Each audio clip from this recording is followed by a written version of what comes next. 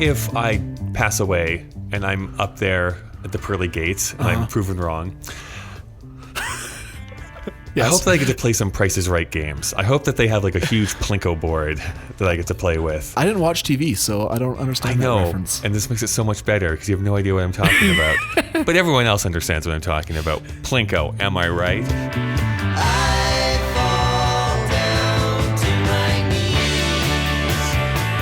Welcome to Assumptions. This is the podcast where two friends, a Christian and an atheist, try to understand the other's worldview. My name's Kyle. I'm the atheist. And my name's Daniel, and I'm the Christian. Oh, well, that makes sense, I suppose. Daniel, what are we talking about today? Well, last episode we heard about how you're a bisexual. And this episode, we're going to talk about how I'm a bigot. Oh, great. Yay. This is my most anticipated episode of the season. But we've been talking about themes of sexuality. And one of the reasons why we've wanted to do this, that we thought this is a good idea, and I'm now kind of regretting it, is because we feel like it's the elephant in the room. How can Kyle be bisexual and just chase whoever he wants? But then there's also that idea of, in our era where Christian sexual ethics are often maligned or often discounted, or there's just a lot of confusion on these topics. And so we felt that bringing it out in the open and talking about it like two civil humans would be a good idea. And now that we're actually in front of mics and talking about it, I'm terrified. Well, I'm glad for that. This is probably going to be the episode where we have disagreed the most, and there's probably not going to be a lot of similarities, let's say, or agreements. That's an assumption. That is an assumption, and that is why it's the name of this podcast. Before we jump into our conversation, though, I think it's important that we bring in some other voices that we've been talking with over the past few episodes, or that you've heard over the past few episodes. So let's go to them first, and then we'll have our conversation after we come back. Author Joy Beth Smith. Hey, I want to dive right in because, oh my gosh, here we go. I just showed Kyle the chart. Yeah, the purple-red chart. Yeah, but Kyle, it's the best thing. Kyle was telling me about, what was the scale that you were talking about? We're talking about the Kinsey scale. Have you heard of that? The Kinsey scale, which is less impressive, let's be honest. It's not as fancy, let's put it that way. Yeah. Yeah, so Kyle was telling me about that, and it made sense. But why are you so obsessed with this? Well, I think that, this is the thing about the Kinsey scale, is that it's just really linear, right? It's like the scale of, what is it, 1 to 6? Yeah. Of heterosexual to homosexual, or 0 to 6, I guess. Right. And I think that I was doing a little research on it, and that was the way this originally came up is that I was in a group and some guy was posing like an Ask Me Anything. And I was like, where do you land on the Kinsey scale? Because if you're going to pose and ask me anything, that's the kind of question I'm going to give you. And so then I started Googling, and it was really funny, the responses that people were giving to the Kinsey scale, because it was, it's a straight line, and they were like, I'm just kind of like up and to the right. And I was like, well, that's kind of, I felt like I understood that response more than just a straight linear thing. And then someone actually posted this purple-red scale of attraction as a response to the Kinsey scale. And so that's how I kind of stumbled upon it. And I feel like what it does is that it expands a linear of like, where are you on the scale of gay to straight to something so much greater than that.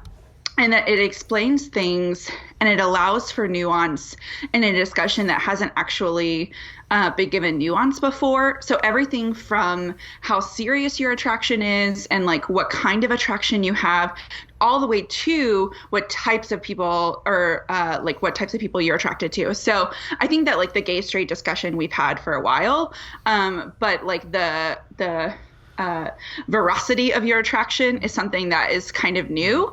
And especially in the church, I think that that's something that is definitely worth exploring more. So I saw this and I lost my mind, and I put it everywhere, and I want everyone to talk about it all the time. I want to laminate it and like bring it out to strangers and be like, what number and letter are you? It's like my new favorite thing. I'm a hard F0. Can you please have your publisher put that on the back of your business card for the book? I'm sure you could pull that off, right? That would be the best thing that could possibly happen to me. Tyler May, what do you think of the church's response to like the LGBT movement? Oh, horrible.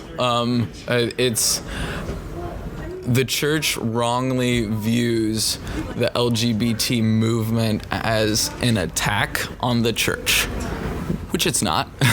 It's them trying to find freedom and acceptance for themselves in society, which is maybe a challenge to Christian beliefs. But as a Christian, you shouldn't be fighting against an LGBT movement. You should be fighting to love all types of people. Not saying just fight it with love, man. Like, all you need to do is love. But like the fight that we need to be having is not with the fact that somebody is gay or their sexuality at all. That's not necessary. Like, the fight that we need to be having is dealing with our own beauty and brokenness, and how we, according to scripture, that we need like a solution to that, which came through Jesus. Author Wesley Hill. Yeah, I mean, I think the way I think about some of those changes of mind, let's just take the example of slavery, for instance.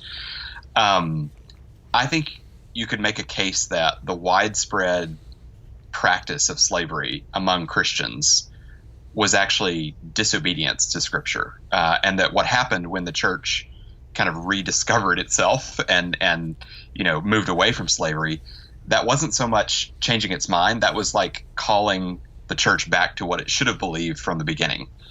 I think there is, ample warrant in the New Testament to say the kind of chattel slavery that was practiced in the U.S. Before the Civil War, was not in keeping with the gospel. So I guess that's the first thing I'd say.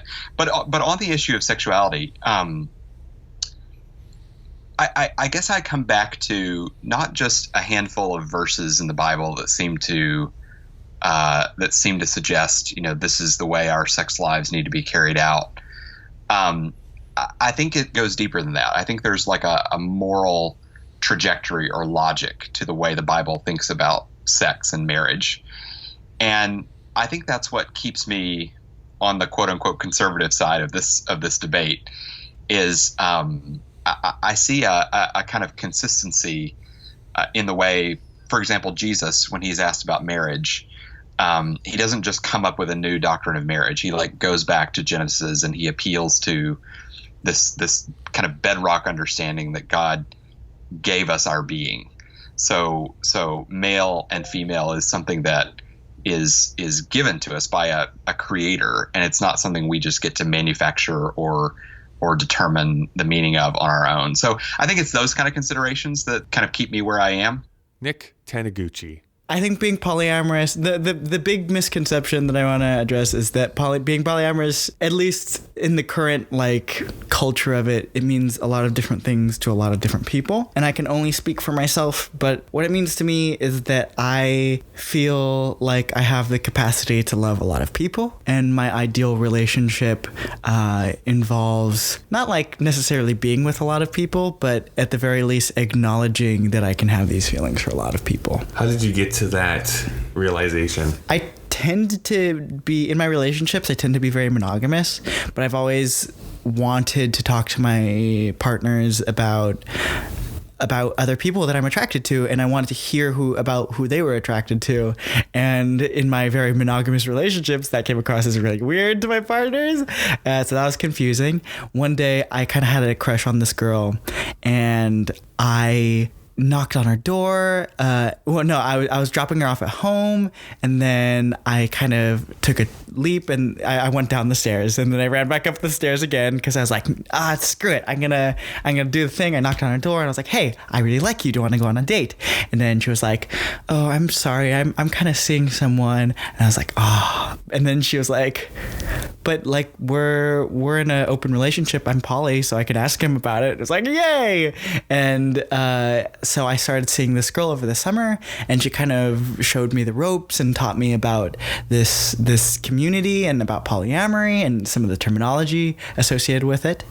That was kind of my introduction to it, and I just kind of started learning more and more over time about it, and that was my introduction. Fraser Tripp.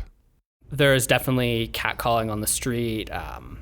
If people see me walking with my partner, We may get some flack for that. Not so much in Calgary, which was a big sort of surprise for me moving out here. I had this idea of it being this super socially conservative place, which to a degree it can be, but I've actually had more support as a gay man out here, I think, than I had back in Ottawa. I used to live in the Ottawa Village, which it's one of those ones, if you blink, you'll miss it.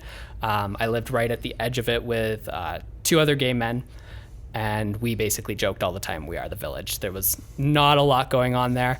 And I actually experienced more harassment in that area of town than I did anywhere else. Even just walking with one of my roommates, not holding hands, not making out, not doing anything particularly homosexual. And we got called out.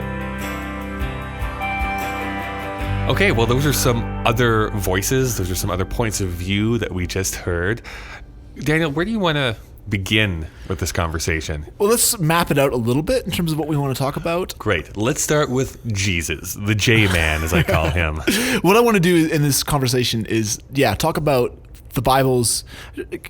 What Jesus, what the Bible, what the New Testament has to say about sexual ethics in my own stumbling ways. There's others that have thought a lot more about this and have are much more articulate about this, but I'll give it my shot. And then I also want to talk about how the church, both the conservative evangelical church, specifically, because that's where I guess I end up, has been handling this issue, and just kind of some of my disagreements with it, and kind of how someone like me responds to someone like you. How do I handle you is really what the question is here. Yeah. So let's start with that. Let's start with talking about how does the Bible, at least in your interpretation, handle this idea of sexuality? Was it even something that was brought up over 2,000 years ago? It was. Yeah. And one of the things that you see in the Bible is this idea of the Old Covenant and the New Covenant. And what that means is the Old Testament and the New Testament, this idea of the Mosaic Law as being a very strict series of rules and regulations that govern a society, as well as was designed to work on the human heart and have a sense of morals that was a standard for morals. And in the Old Testament, you see that the Ten Commandments, you see all these long rules and regulations about eating shellfish and how to treat your servants and all these very specific to that era and time. But then you also see laws like the Ten Commandments that are very much designed for the human heart. Do not covet, do not commit adultery, do not steal, honor your father and mother, love your neighbor, those kind of things. So those, the Ten Commandments there, they were designed to show, from my understanding as a Christian, they're designed to show your own failures as a human. So on the one hand, it's a cultural code. It's designed for this tribal culture that just got out of Egypt and is now invading the Sinai. How are they supposed to live? But then it was also designed to show that the human heart needs something more. It can't do this on its own. And even to this day, if I were to read through the Ten Commandments and talk about putting God above all else and honoring others and not even things of the heart like covetousness and not coveting other people or other people's positions, I would still end up broken. It's not a moral standard that I'm trying to achieve, although it is a standard for morality. It's a way to show that how I'm not achieving it. And so when you have Jesus then stepping into this environment, so first I'll just say that that Old Testament standard, it talked a lot about adultery and this idea of not committing adultery. There are commands in that section of the Torah that talk about homosexuality and don't endorse it at all. Do not lie with another man. Do not have sex with animals, bestiality, those kind of things. Those kind of clumped together.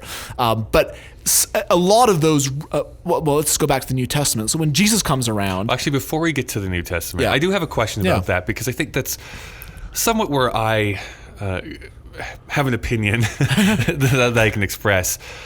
So one of the major criticisms, I think, that non-religious people give to religious people is that, okay, we have this document and there's great stories and there's some great morality tales that we have in this document, but why is it that this treatise or that these essays, this written material from over 2,500 years ago or over 2,000 years ago was written, why does it still apply to me today? And there's, I think, for me at least, if I look at just the individual, just looking at me specifically, there's always things that I think I can improve upon, whether that's relationship-wise, or I want to get more healthy, or I want to learn something new. There's always things I want to improve upon myself, and therefore something that I may have hold special value in, or things that I thought were good, may change over time, or assumptions that I have about a person, places, or things may change over time as new experiences come to me. So I think as an individual, I have to be accepting that, hey, something that I believe at one point may change over time once I get new information given to me. Okay, we start there. I think culture is the same way. And I think as we understand people's stories, as we learn new things, that we kind of have to adapt to the times, which is how we, I guess, evolve is not the word I really wanted to use, but I even look at companies in this way, right? Companies that fail oftentimes are just not able to keep up with the changing times, whether it's like the thing that they're making is no longer in fashion, or their ways of doing things is so rooted in the past that they're just not able to keep up with modernization. And that's not to say that everything in the Bible needs to be thrown out, but I guess I'm curious on, and we'll go into this probably here right now, is how do we take this stuff that there's some great stuff in there, but also realize that maybe culture has changed along the way. Right. And so what you're asking, you're saying culture changes, humans evolve. Yeah. I'm wondering, and I have an assumption of what you're going to answer this with, is that why is it that religion never changes? Right. Sure. Is there not an argument to be made that at times we still want to uphold our values, but at the same time understand that because culture has changed, we have to kind of evolve at the same time? Yeah, I mean, I think it's a good thing to remember when you look, especially over the last, when you think, like I'm studying history at school right now, and you see how people treated other people back in the day that we just don't hold to anymore. Right. That's a good way to evolve. I don't agree with the idea that we're on a long arc of history that is always going up, because I mean, even just look at the last 5 years and the atrocities that have been committed around the world, or even how democracy seems to be going downhill in certain places of the world. So that idea that what's new is always best, I don't necessarily hold that. But I guess, like, look at the great literature, the great stories that we continue to read thousands of years later. When you read stories from the past, we realize that human beings and how humans are, I believe, created doesn't change that much. Culture itself changes, the expressions of how humans interact changes, but what it fundamentally means to be human doesn't change. And so having something then that is old and that has endured for millenniums, actually, I think that there's a certain stability to be found in that, that saying that whatever's been taught here, and whatever's been taught in the Bible, but also upheld by Christian authority over the years, and Christian culture over the years, has been consistent. And you're actually anchoring yourself in something much deeper than how things shift nowadays. The other thing that I'll say, though, is that the Bible, I'll say two things. First of all, the Bible, you talked about this last time, this idea that it's not necessarily a moral handbook, but a worldview. And so I'll put it in another way, saying that it's a story. So a lot of dealing with the Old Testament, and in a sense dealing with the New Testament, is understanding where is it situated in the storyline of how Christians see God working amongst humanity. And that will have implications for sexual ethics, as we'll look at. Right. So sometimes people pick and choose passages to come out, but we're in the middle of the story. We haven't reached the conclusion and what the actual thesis is. That's right. That's why I'm totally fine eating oysters, but I still have problems with certain sexual ethics, because certain aspects of that Torah, that law that was given to the Hebrew culture very specifically, were designed for a very specific culture. But you see, as the story of salvation and God's redemption unfolds throughout the Bible, aspects of that are maintained and other aspects are shown for what they were, which is a temporary thing. And then the third thing I'll just say to answer your question is, I do believe that the authority of the Bible comes from God. And so I believe that if God created us in a certain way, if he is imparting wisdom in terms of how the world is structured because he made it, I'd better listen to that. It's a certain humility that comes with that. It says, there is something else greater going on here. There's something woven into the fabric of the world that I'm not necessarily up for choosing how I respond to that. Mm-hmm. I'm sure there's more to it than this, but I guess I just have a big problem, and I don't normally come across this way because I usually like to go along with like suggestions people give to me. I don't rock the boat all that much, but there is still something. You're going to rock this boat, Kyle. I'm going to rock this boat. I'll sing some Guys and Dolls for you here in just a second. I just have an issue a little bit with this idea that, hey, somebody told you to do something, and the reason why you need to do it is because they said it. There doesn't seem to be an underlying reasoning behind that, which is the same thing I refute like most politicians or kings and queens, which is just like, we are saying on high that this is right and this is what you need to do because, well, we said so. And there doesn't seem to be any underlying basis to that. Right. So if I understood, yes, so God is good. He has the best, we were created in his image, and he has he wants to look out for us and nurture us. Great, but at the same time, I guess for me personally, I just need a little bit more than being like, they said to do this, right, so we just do it. Right. No, and I don't think that there's a certain element of the humility that says, yeah, I'm not sovereign. Someone else is who created me. But there's also a very human wrestling that takes place throughout the storyline of the Bible with that, and also a sense of understanding. There are certain things I'm just not going to be able to understand. The Trinity. I understand how the Trinity makes sense. This idea of God having to have fellowship with itself, right? Like this idea of, I think that's why relationships make sense. We're designed for we're designed to serve others because God serves himself in that way. But can I explain that very well? No. It makes sense, but there's still a certain element where I have to kind of submit in a way. But I'm not doing it blindly. I'm doing it with a certain understanding. But a lot of the sexual ethics in the Bible, they go against my desires. And so from what you just said, that idea of not doing something because someone told me to do it, that makes sense, that reaction. And in fact, the Bible talks a lot about that. This certain F-U, I'm going to do it my way, is one of the things the Bible talks about as sin. This sense of I, as a human, am sovereign and God isn't. And just that struggle is something that the Bible acknowledges and deals with. Yeah. Down to Adam saying, I'm going to eat the fruit, right? Even though Milton thought that was a sign of democracy. There you go. It's how I started my country. Yeah. There's lots of that I could rebut with that. But sure. Before we go way too much off point, I do want to hear kind of like what Jesus's ideas were around like sexuality and sex in itself. And so it's interesting because as I was, just to recap, the idea of this Old Testament as being a law that was designed for a specific culture, but then also on a human level was designed to show your own failings to live up to it. Jesus comes along and he claims to be God and shows ways that he could be considered God. And I really I'm challenged by how he handles sexual ethics, because I feel like the way that he responds to it is both creating a much higher standard that gives less wiggle room, but also treating people with a way that confronted the society around him. And that's how I want to have my sexual ethics and my way that I respond to people be similar to that. And what I mean by that is, if you look at the Sermon on the Mount, the famous Sermon on the Mount, Jesus kind of goes through... I had tickets, but I couldn't go. Oh, it's the worst. Yeah. To be there. Yeah. Man. How did you sell the tickets on eBay? I scalped those puppies. Good. Yeah. The Sermon on the Mount, Jesus basically updates the Mosaic law, the law of Moses, to being his own, gives his own twist on things, and it's a much higher, more refined version of it in certain ways. So, for example, he says, "You've heard it said of old, you shall not commit adultery. But I say to you, whoever looks at a woman with lust in his heart has committed adultery in his heart."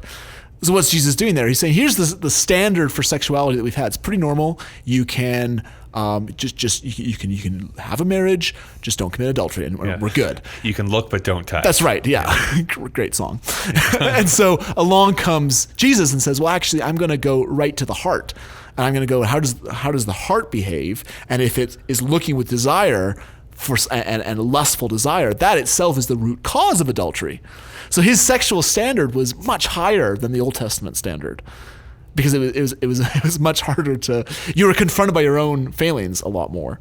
And you see that in some of his teachings. He taught that marriage, he echoed the Genesis command of a man should leave his father and mother and be joined to a wife. So he was talking about the same kind of standard.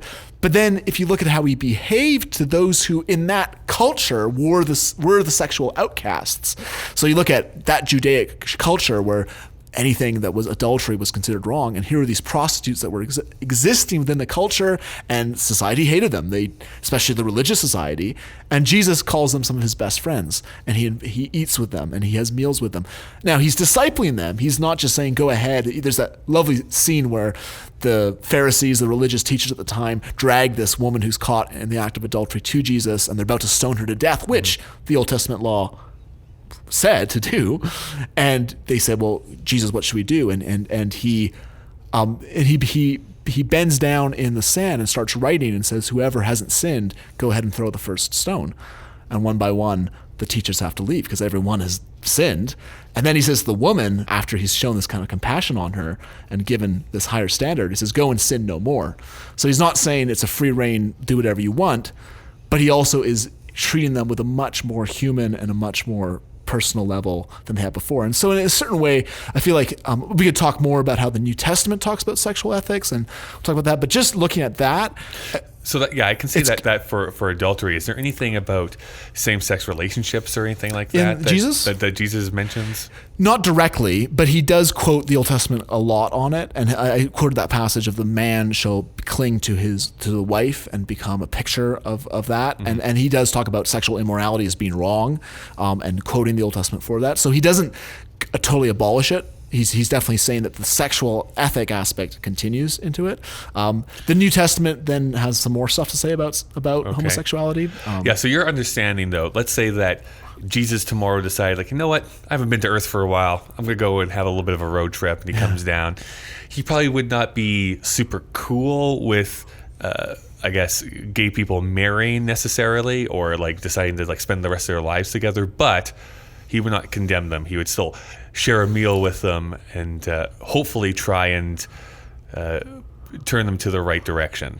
Well, I guess he would look at. I mean, I don't know what Jesus would do if he were here. No, you must speak for all Christians right now. But I guess the way I look at it is, what he was doing is he was challenging much more than the obvious cultural things. He wasn't saying, you're sleeping around, that's terrible, let's stone you, which was the religious standard at the time. Or so I look at that in our modern church, and I look at people that just condemn gay pride and don't have friends with people that are gay, that kind of thing. And I don't think Jesus would do that, because he didn't with the religious outcasts at the time. But he does hold them to a much higher standard. But the standard he holds them to, I feel like it applies to all of life, not just sexual ethics. It applies to like if I look at my life there, and I look at times where I've stumbled sexually in terms of sexual sin, Jesus would have to talk to me about that. But he probably would say, well, how often do you trust yourself more than God? How often are you trying to achieve your own identity instead of trust me? How often are you trying to create your own salvation by doing things your way? So I just feel like his standard was so much more all-encompassing than just pointing at your penis. Right? Like, he'd point at your penis and he'd laugh. Okay, so before I jump in with some other questions, so the New Testament, what does the New Testament have to say about this? The New Testament talks a lot about marriage and households. Will and not shut up about marriage. So Paul, primarily, I mean, most of the New Testament was written by him, but you see it echoed in the other bits. He talks about how marriage is a picture of Christ and the church. And he echoes Genesis in doing this and using language that is in the Old Testament. But what he's saying is that it's a picture of something, it's a greater reality. And so that idea of in a marriage, the idea is that a husband serves his wife as Christ served the church. Christ died for the church. That means if you're a husband, there's going to be a lot of times where you do things you don't want to do for your wife in order to serve her. And the idea of the church is submitting to Christ, just as I call myself a Christian after Christ. And so a wife calls herself by the husband's name. There's this kind of idea between these two physical realities that echo something supernatural. And so there's very much within that language this idea of a husband and a wife, these two separate types of people existing together, as a picture of the church, because the church and Christ are distinct. And so that idea just within that of having homosexual marriage where the two are the same, coming together, you could probably spiritualize it, but it just doesn't make as much sense in terms of how I read those passages. The other thing that you see, there's two other things. The first one is that often Paul talks about sin in the world as representing as following your own desires and doing whatever you want with yourself. And he does use an example in Romans during this long passage where he talks about how the world that doesn't follow God, the world that hates God, is following its own desires. And he uses the idea of men sleeping with men as an example of that. So this idea of desire following, which we've talked earlier on the show about, is for Paul an example of just how humanity is broken. Then the third thing that I'll say about it is that whenever there are other examples of homosexual behavior discussed in the Bible, it's discussed as part of a list of negative things, but those negative behaviors always follow teaching on Christ. This idea of you were once selfish, greedy, sexually immoral. All these things are kind of lumped together.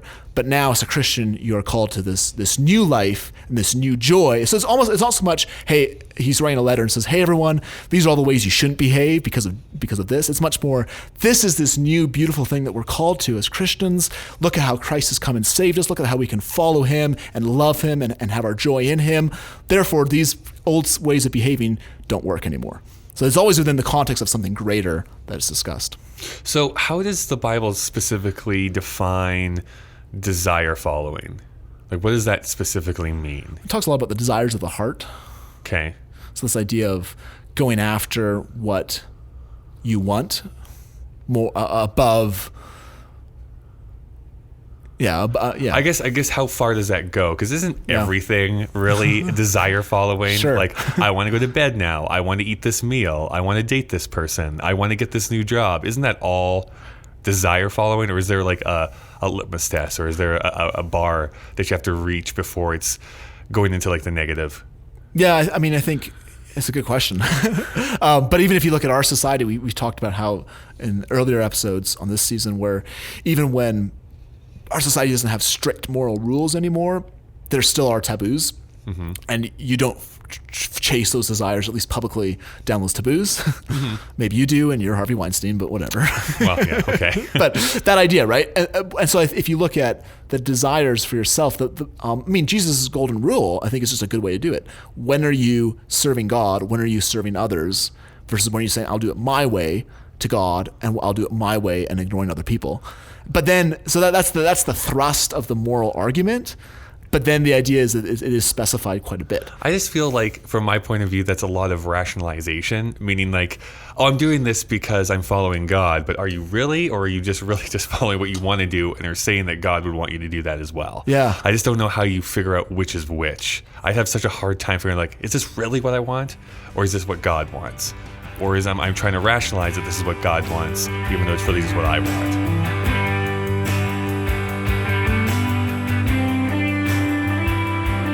Hi everyone, this is Kyle breaking into the conversation again. As always, Assumptions is brought to you by the Alberta Podcast Network, powered by ATB.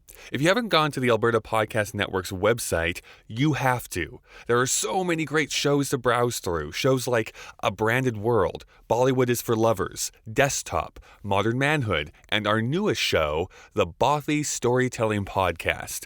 I can tell you from experience that the Bothy Storytelling Podcast is well worth your time. So check it out and all of the great shows by going to albertapodcastnetwork.com. Secondly, we are helped by the ATB. If you're an artist, you know that banking can be difficult because your income isn't exactly traditional. ATB's new Arts and Culture branch was built for you. You can finally get your banking done in a way that works for you and the industry you work in. Thanks everyone for listening. We're basically at the halfway point of the season as far as the discussion with Daniel and I go. You can expect to hear the full interviews that you've only heard snippets from as well. And, there's just a lot of content. But enough for me. Let's get back to the episode.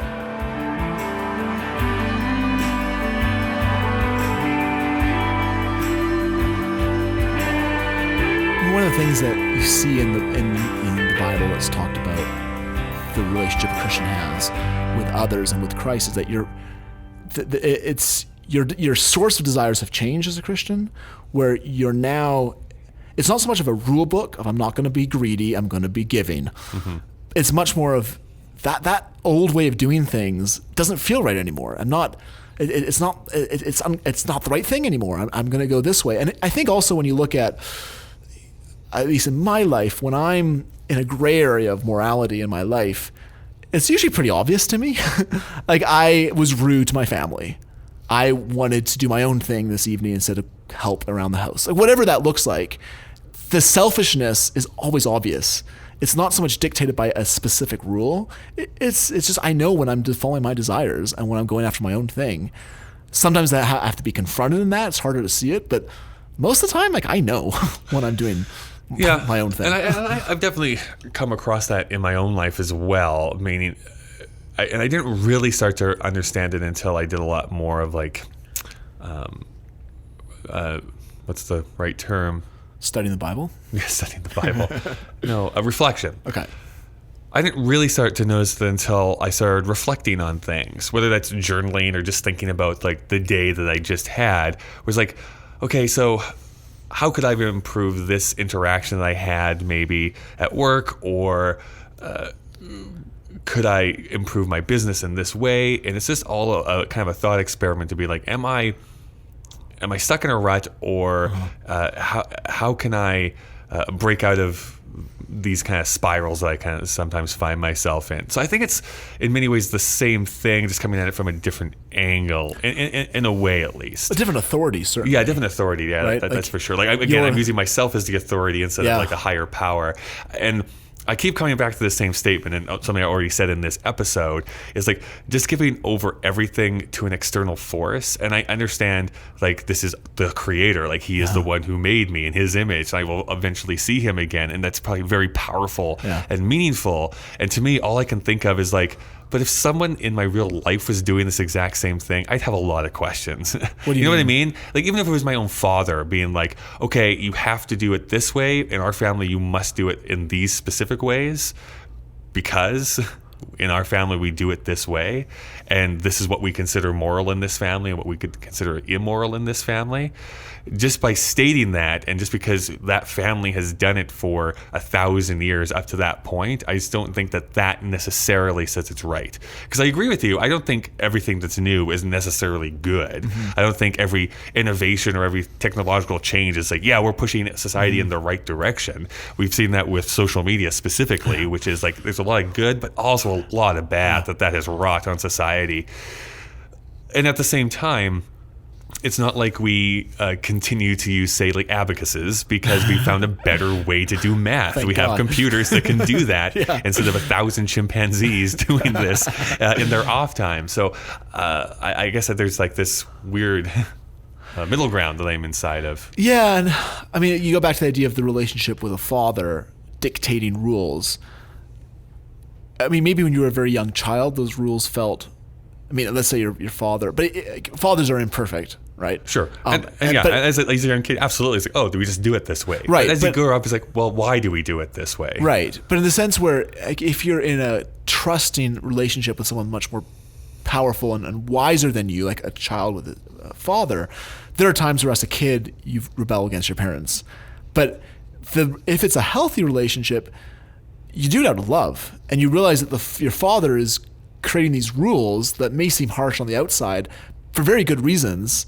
And as you mature, I mean, maybe you have those times of adolescence rebellion, but if it was a good and a perfect father, you'd eventually realize there's a good reason for this to exist this way.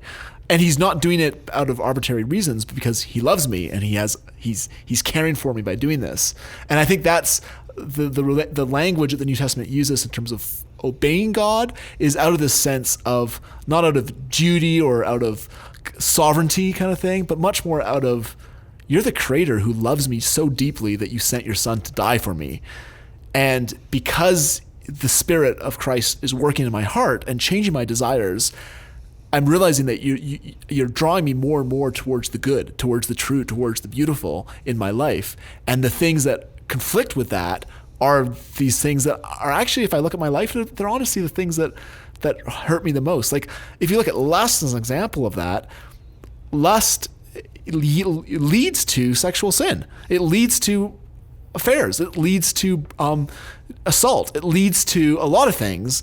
Maybe some good things from your point of view, but in my life, when I'm realizing that my heart is being drawn towards God more and more, I realize that the things that at one point were so satisfying to do, I don't really want that much. I'm still going to often do them, and it's a lifelong process. I don't think we're going to reach perfection until I have a new body that's given in heaven. But I thought you meant you were just going to go to the gym more. Yeah, that too. Yeah, but I guess it's the arbitrariness that I just have such a hard time. I know I'm sticking on this point a lot, but it's that arbitrariness that this is so hard for me to get past. I feel like it would be so much easier for me to understand if it was like, okay, we're doing it because of A, B, and C. Even if I disagreed with those reasons, at least I could still understand the reasoning behind those things being set in place. Now, I feel we've kind of strayed off point a little bit about what this podcast episode was about. So I want to hit you with something. Okay. If you're okay with it. Well, because there's a lot of there's a criticism that a lot of non-religious people will level at Christians, which is people change over time, cultures change over time. The Bible once supported slavery inside of it, and then we decided, slavery isn't good anymore, so we kind of just don't talk about that. And they usually use a lot in this idea about accepting gay people and homosexuality. So I'd like to know what your rebuttal is to this, as if we didn't talk about this Before we started the episode. A little bit, yeah. It's funny because, I'm not, although I've been thinking a lot about these matters, I'm not a New Testament scholar who's examined how did homosexual behavior. Good thing is I am. Well, we are having some guests on our show that actually are. So both Wesley Hill and Barry Danilak, assuming we get both of them on, that's the plan right now. They have both done a lot of thought, research, and scholarship on this discussion. So what was the homosexual behavior that took place in first century Rome culture? Sexual behavior that took place there, and then also what was the culture of slavery that was taking place, and it also means to take a good look at how exactly, what does the Bible actually say about slavery, because we have this culture, we have this baggage, historical baggage of those Americans, mostly. Also the English too, but this idea of a lot of churches in the South, perhaps, saying that it's okay to enslave a race because the Bible is okay with slavery in its context. And part of that is looking at what was the slavery context in the Roman Empire. It was very much a part of life. It wasn't a race-based chattel. It was much more of a servant kind of domestic relationship. There was a lot of evil and suffering that took place, but not all of it was. And also, what was the church at that point? It wasn't a powerful institution or moral system. It was an upstart. And so it couldn't really go in there and say, let's abolish slavery. But if you look at examples of how, so there's a letter that Paul writes to a slave owner called the letter of Philemon. And it's like one page in the Bible. It's like this little short letter. And it starts with, you up? Sup, your buddy Paul here.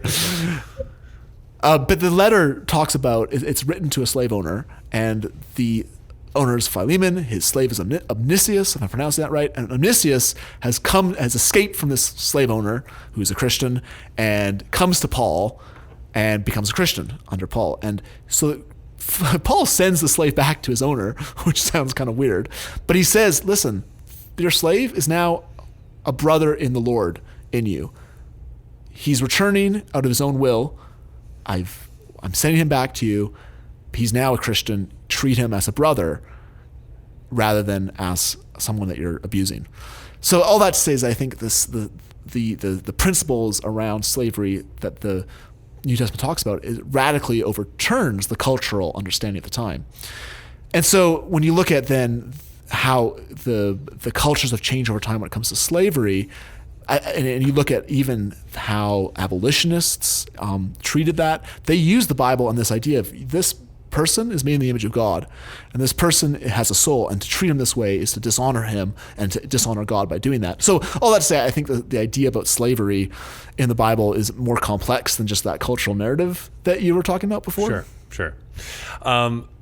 So what your basic point here is that in the context of the full story, which we were talking about earlier in this episode, sometimes we pick and choose those passages if we're not understanding the entire context of what slavery looks like in the Bible. That's right. There's not a great analogy to use in that argument. Is yeah, that kind of what I'm and also one of the points, I'll link to an article a review written by Tim Keller, one of my favorite pastors in Manhattan, on some books written by Christians endorsing the homosexual marriage, and he tackles this argument in more depth and with more eloquence than I am right now. But one of the things he says is that the problem with slave-owning churches in the South was that they were caught up in their culture.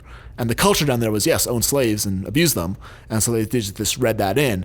And whereas when you look deeply at those Bible passages on the Bible principles behind slavery, it's actually countercultural. You can't do this. And I think the same, in my view, the same is true of sexual ethics, in the sense that the Bible's sexual ethics are always countercultural. They're always saying, don't go along with the culture. An example of this is a lot of the New Testament passages on sexuality in Paul's letters and other New Testament writers were talking about practices such as temple prostitutes, where the normal idea was you go have an orgy at the temple to celebrate the god of sexuality. And that was just what everybody did. And Paul said, don't do that, because that is taking your body and doing something with it that is not honoring to God, and God made us body and soul. Plus, and I don't mean to offend anyone. Don't. But that's gross. It is. Isn't it kind of? It's also just gross. I'm pretty liberal in most stances, but group sex just grosses me out a lot. But I guess my point is that the Bible sexuality has always challenged the culture.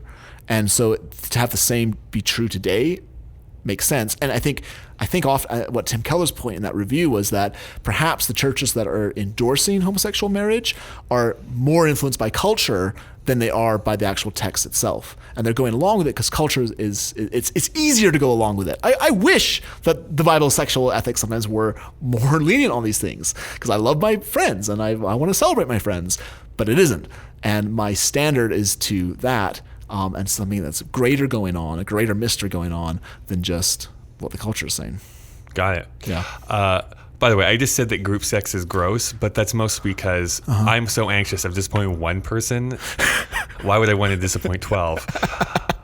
So I'm curious then for you, Daniel, then, bringing it up to maybe present day, and talking about the LGBTQ community as a whole, like as far as you know, in your own congregation, your own community that you go to, are you aware of any lesbian, gay, transsexual, queer, bisexual people that go to your church? I'm very aware of people that have desires in those ways. But in our church, at least I know of, I don't know of people that are acting on those desires. And in a way that disappoints me. I guess what I'd love to talk. Whoa, plot twist. Okay. Well, and I guess what disappoints me about my church specifically, and a lot of more conservative on these issues churches, is that I feel like if the church is there to draw people to Christ and to love people, then I think the church should be teaching hard truths like this, but it should be in a way that still draws those kind of people in and creates a sense of community for them and works with them. I guess if I can say this in a more comprehensive way, my church specifically will talk, the leaders of the church will talk quite specifically about how our culture's capitulation to homosexual agenda and all these things is a sign of how the world is falling to pieces. And that's something that I don't have I struggle with that, because I feel like, first of all, even if the church, and by the church I mean the global church and followers of Christ, hold to a higher standard of sexual ethics, I actually don't really have a huge problem with people who don't uphold to that following whatever they're doing. I have friends that are gay and married. I have friends like you that have these desires and act on them, and that's fine, because my understanding of the world is that the world is going to be a mixed bag of people that are made in the image of God and that show God's goodness even though they don't follow Christ, but that are also fallen and twisted and act on their desires. They still have souls, to go back to that. Exactly. Right? Yeah. There's still people made in the image of God. Yeah. And so then the other thing that frustrates me is that when you look at the Bible's when you look at how sin is defined in the Bible, this desire for self-rule and this desire to do it my way, and I look at my own life, as I've said earlier, and I look at the church, I don't think that, Kyle, if I were to go to you and say, hey, you're bisexual, you're sinning, I just don't think that's going to work. Right. But if I were to have conversations with you and say, Kyle, you're struggling with your identity, you're trying to do things on your own, you're trying to create a world for yourself, and that's not going to work ultimately, you're just going to fall flat on your face, you need something else. I feel like that's where I see. I don't like guys anymore. Well, not in that sense, but in the sense Right.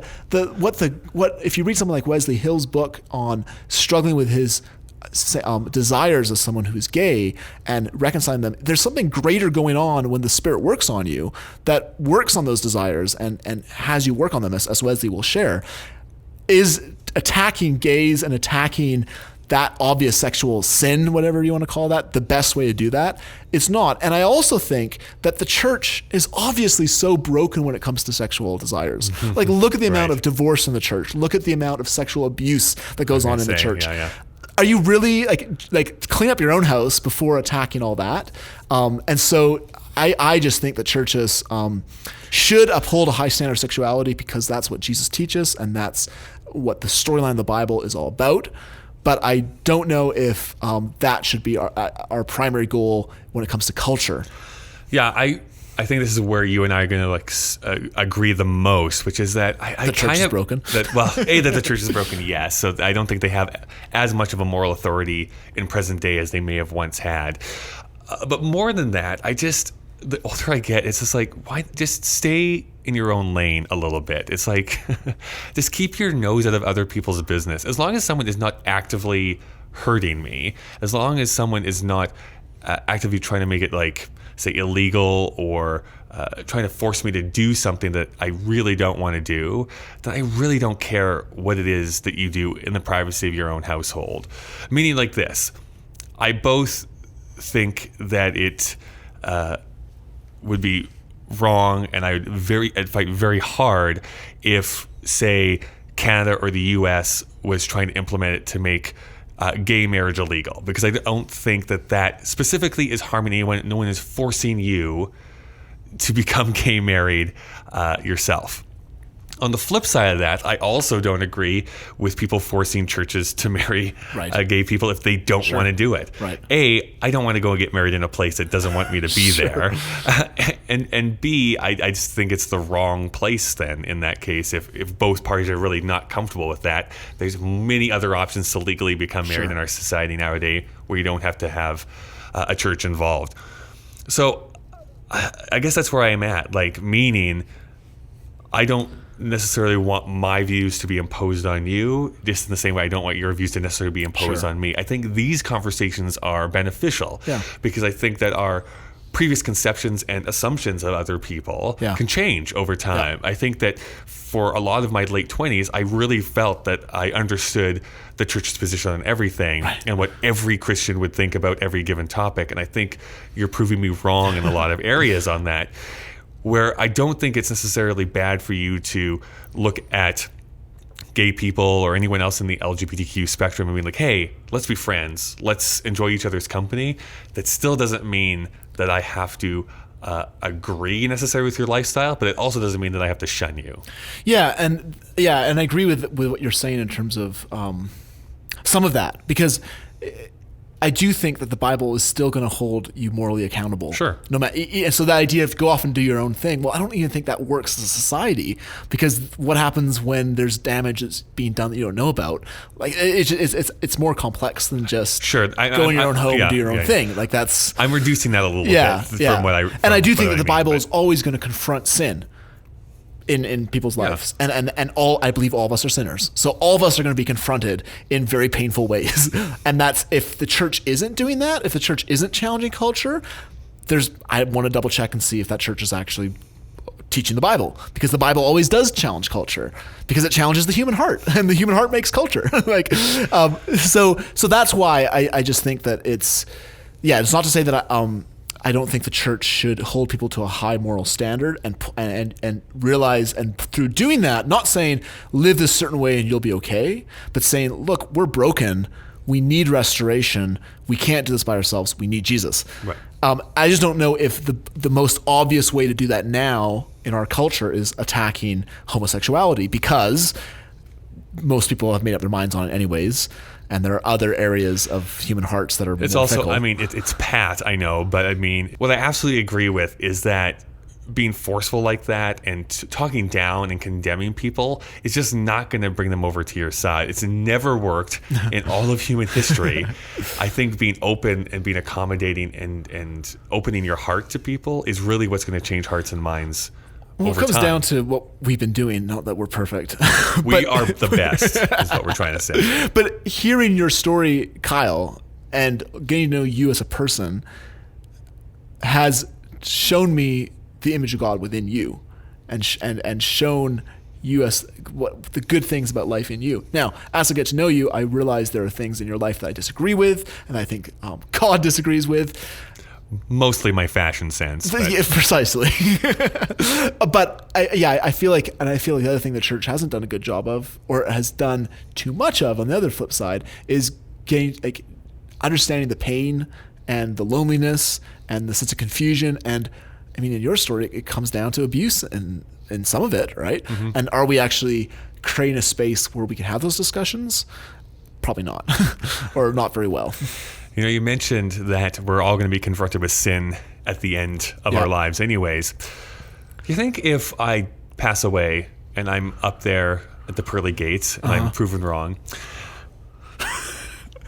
Yes. I hope that I get to play some Price is Right games. I hope that they have like a huge Plinko board that I get to play with. I didn't watch TV, so I don't understand that reference. And this makes it so much better because you have no idea what I'm talking about. But everyone else understands what I'm talking about. Plinko, am I right? Daniel, what did we learn here today? That I'm a bigot and you're bisexual? That's right. Welcome to 92.9, the bigot and the bisexual. Honk, honk, honk. Yeah. Oh, I think, I think, what did we learn today? We learned a lot of church history. I find that fascinating. And I Yeah. like when people talk about like the Old and New Testament, because I find that a lot of times there's things that are cherry picked from the Old Testament that I understand are not necessarily looked at it in the same way in the church anymore, where it's more the New Testament that most things are drawn from. But anyway, I like the differentiation between New and Old Testament in Jesus' words, and what the church can do better at, and what it and where its position is coming from. Sure. So at least from my point of view, I learned a lot of different things. I think it's what I learned is this kind of discussion doesn't happen enough. Mm-hmm. In terms of two friends that have very different cultural positions that are both, in terms of what sexual standards look like we disagree on that.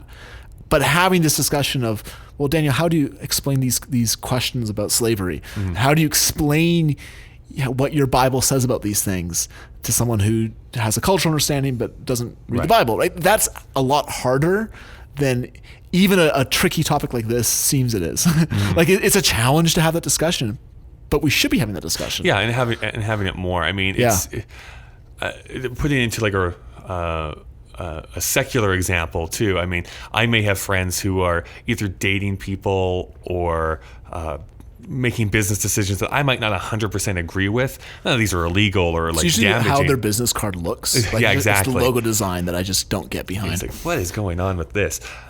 But at the same time, even though I may disagree with them, even on a fundamental level, it's just like they're not hurting anyone. They're not committing anything that's illegal.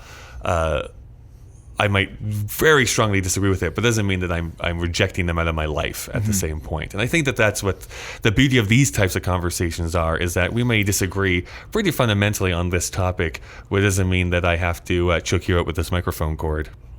At least not while we're recording. At least not while we're after recording. we hit pause, and then we can go That's at it. right. I would love to hear what some of our listeners have to say about this. So if you want to contact us, you can send text communications to assumptionspod@gmail.com. But as we've been saying throughout all of these episodes in this new season, if you want to record your voice, you can send that to the email address as well. We'd love to actually include those voicemails in our wrap-up episode, our concluding episode at the end of this season. That's right. And then we also want to encourage our listeners to listen to some of those full-length interviews that we'll be doing. You've heard some of the voices at the beginning of this episode, and we look forward to having those longer discussions published as individual episodes at the end of the season. That's right. You can also follow us over on Facebook or Twitter. We're at Assumptions Pod on both of those platforms. Daniel, how can people follow you on the internet? My website's a good place to go, danielmelvillejones.com, MELVILL.